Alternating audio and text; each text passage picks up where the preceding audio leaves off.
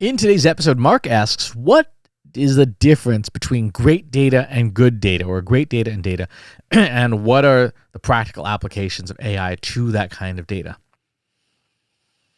That's an interesting question. Think about data like this. You're in your kitchen, you're getting ready to cook dinner. You've got your appliances, you've got your cookbooks, you've got your skills, and you got data, right? You have ingredients. If you are a skilled chef, as long as the ingredients are fundamentally okay, you can make something, right? You can make a dinner. Now, the better the ingredients are, the better the dinner you're going to be able to make. If the ingredients are fresh and they're organic and this and that, chances are you're going to probably be able to make a pretty nice dinner.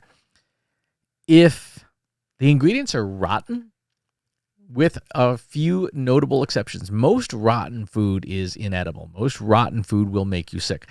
And no matter how good your appliances are, how good your recipes are, how skilled a chef you are still stuck with a crate of rotten food, and there's very little you can do with it that's not going to make somebody sick.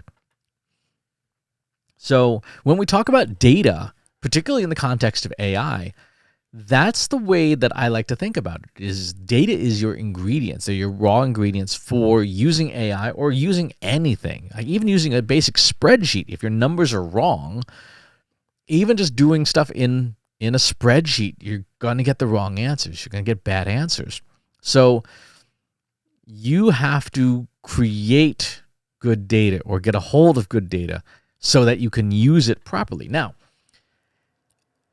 if you have great ingredients and you have someone who is incompetent in the kitchen, then yeah, even with great ingredients, you're still not going to get something that's necessarily all that good, right? You can give someone a Australian Wagyu marbling score 7 picanha cut, which is a really, really, really nice piece of beef. And if you hand it to the village idiot who puts it in a blender, yes, you've essentially wasted that ingredient unless you wanted beef soup. And even then, it's not going to be a very good beef soup. But it's still technically edible because the village idiot didn't ruin it completely, just mostly.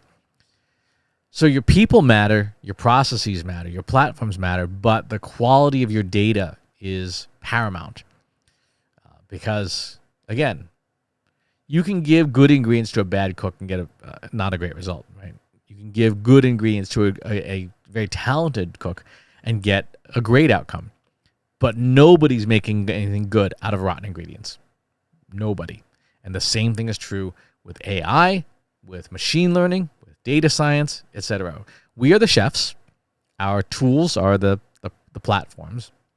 And our data is the raw materials from which we are going to cook.